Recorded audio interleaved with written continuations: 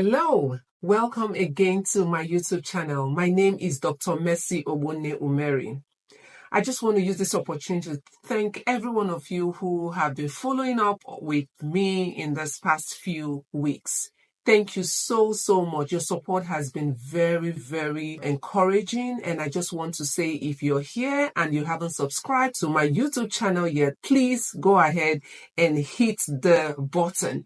And also try and hit the notification bell so that whenever I upload a new video, you get to be the first to know.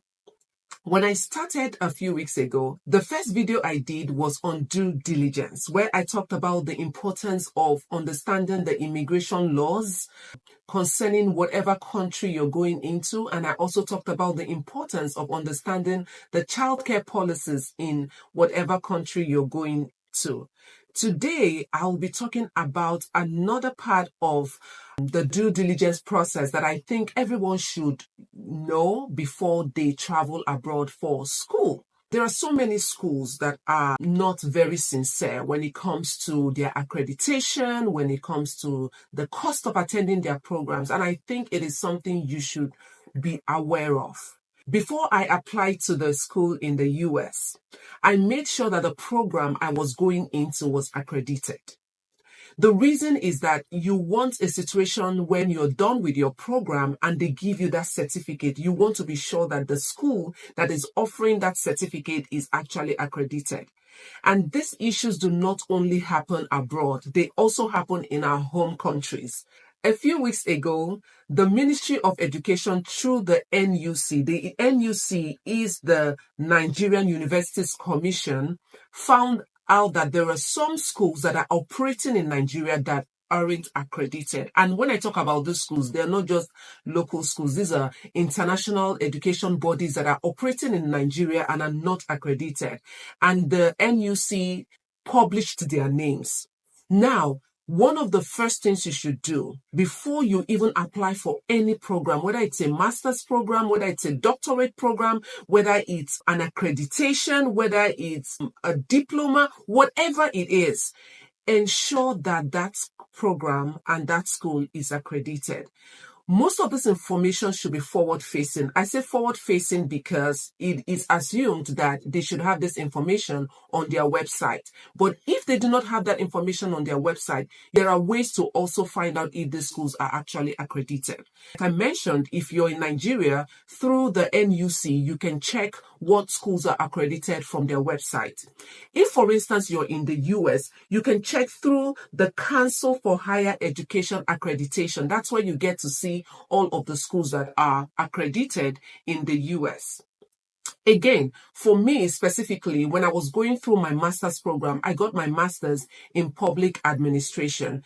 Most schools in the US that offer, whether it's public policy, whether it's public administration, the accrediting body is NASPA, the Network of Schools of Public Policy, Affairs and Administration. If you go to NASPA's website, you will find every school that is accredited to offer the Masters in Public Administration. What am I saying?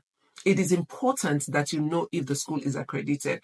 For me, I think that beyond just understanding if your program fits the rigor for, say, a master's program, you also want to be sure that you're dealing with a sincere organization. You don't want an organization that offers degrees or diplomas that aren't accredited. Another thing I will quickly talk about here is when it comes to scholarships and fellowships. Most of the time, people get this impression that once you get into a master's program abroad, then you automatically get a fellowship if you are in a doctorate program, or you get a scholarship if you're in a master's program. And so people travel all the way from their home countries into those foreign countries and find out that those scholarships are not really what they claim to be on paper. So let me say, for instance, you're in a doctorate program and they tell you that that program, you have a fellowship that carries you through the program. One of the things you want to ask them is this program or project sponsored by a grant? The reason is that the grant may just be a 2-year grant, for instance, or a 3-year grant, and you are on for a 5-year doctoral program. What if the grant completes its cycle in the 3rd year? How do you fund the remaining 2 years of your education? And don't forget, this education, sometimes they are not very cheap. Most programs go from like $25,000 upwards. But when you know that if you're coming in through a fellowship and the fellowship is just for 3 years, then it gives you time to begin to plan, what do I do in the next 2 years in case that grant is not renewed? And if you're on, say you got a fellowship, also find out how much percentage do I have? Because sometimes you hear you have a scholarship, but the scholarship is just for 50%. And let's say your school fees is 30,000 and it's 50%. It sounds good, but remember, how do you pay for the remaining $15,000?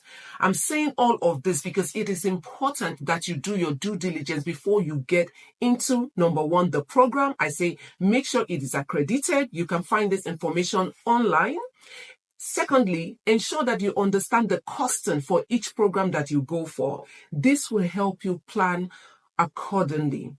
It really pains my heart when international students come and they get stuck in a foreign country.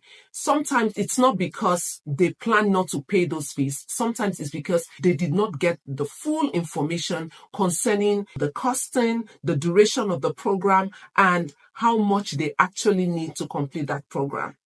I hope this was helpful. Remember, just with everything we do in life, whether it's a relationship, whether it's going into a new business, or whether it's even traveling to a new country, it is important that you do your due diligence. Have a good week, and I will talk to you again next week. Bye-bye.